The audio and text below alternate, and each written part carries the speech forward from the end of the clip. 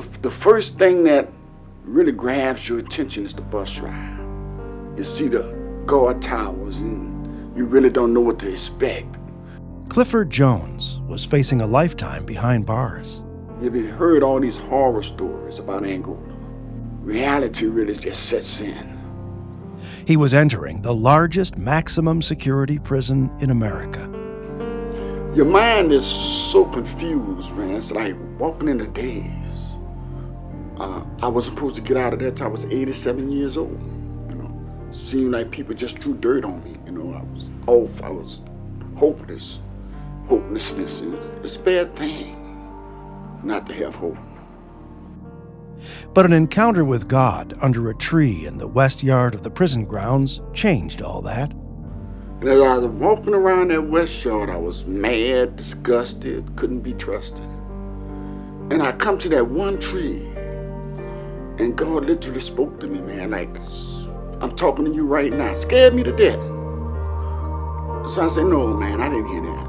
I must be losing my mind. I didn't really hear that. So I walked around the yard again. Got back to that same street, and God shouted at me.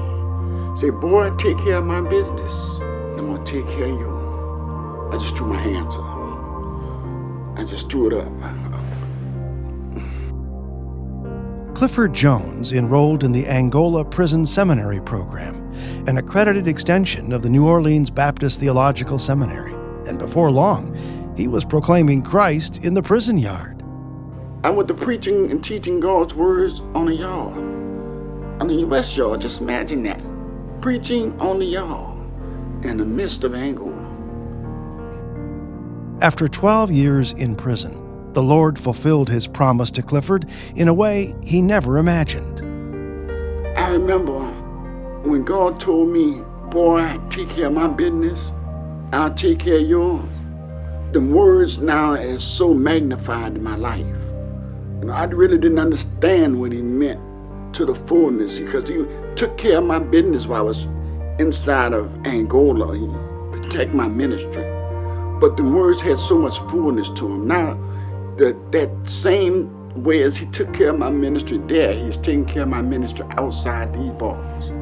When we hired Clifford Jones, we knew that his prison background, his seminary training while at Angola, and his pastoring over men while still incarcerated all added up to remind us that people can and do change through the power of Almighty God.